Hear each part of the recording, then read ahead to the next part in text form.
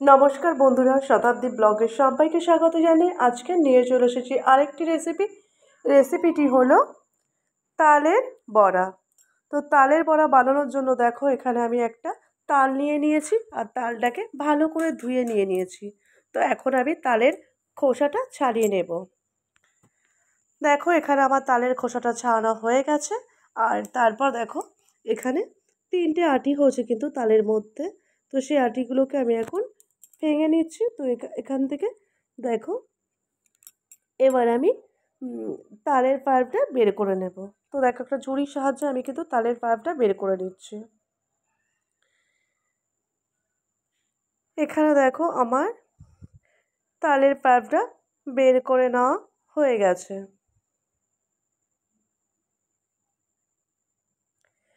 তো এর মধ্যে আমি এবার দিয়ে দেব পরিমাণ মতো চিনি।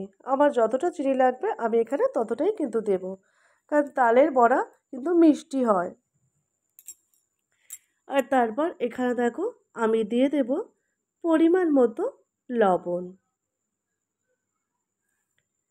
দেখো এখানে আমি পরিমাণ মতো লবণটা দিয়ে দিলাম।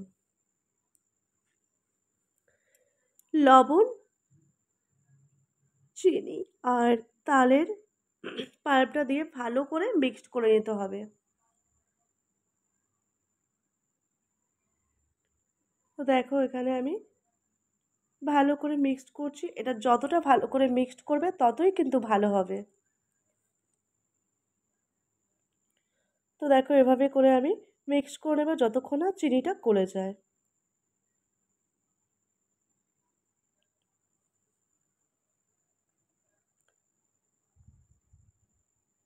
যত এভাবে করে মিক্স করে নেবে ততই কিন্তু তালের বড়াটা ভালো হবে। তো দেখো এখানে আমার মিক্সড করা হয়ে গেছে। এবার আমি এর মধ্যে দিয়ে দেব আটা। তো দেখো এখানে আমি আটাটা দিয়ে দিচ্ছি আমার যতটা পরিমাণ আটা লাগবে। তো আটাটা দেওয়ার পরেও কিন্তু ভালো করে মিক্সড করে নিতে হবে। যত ভালো মিক্সড হবে ততই কিন্তু তালের বড়াটা ভালো হবে, নরম হবে আর ফুলবেও ভালো, আর ভালো খেতে হবে।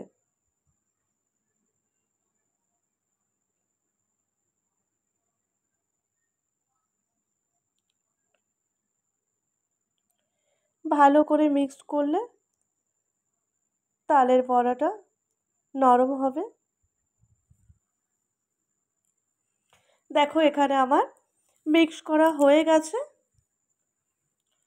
তো এবার আমি একটা কড়া বসিয়ে দেব তালের বড়াগুলো ভাজার জন্য। তো দেখো এখানে আমি কড়া বসিয়ে দিয়েছি আর কড়ার মধ্যে আমি তেলও দিয়ে দিয়েছি। তো তেলটা গরম হওয়ার জন্য আমাকে অপেক্ষা করতে হবে।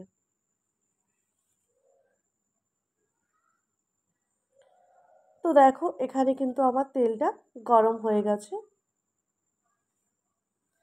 এবার আমি তেলের মধ্যে তালের বড়াগুলো একে একে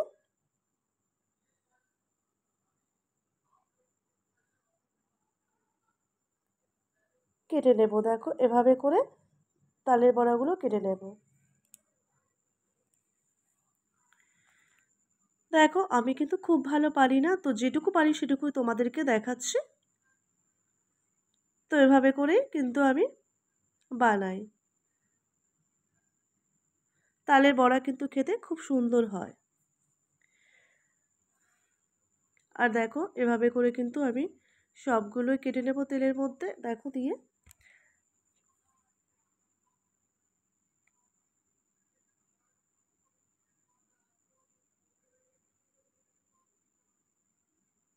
তোমরা ভিডিওটা দেখতে থাকো, আশা করছি তোমাদের ভালো লাগবে।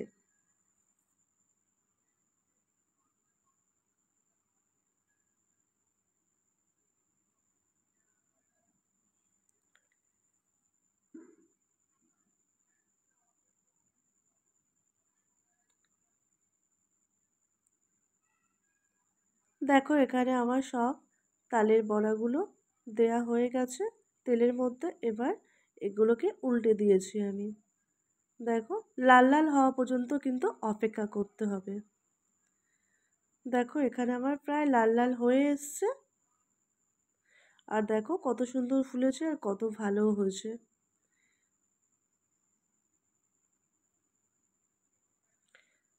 দেখো কত সুন্দর কিন্তু কালারটা চলে আসছে। এবার আমি তালের বড়াগুলো নামিয়ে নেব।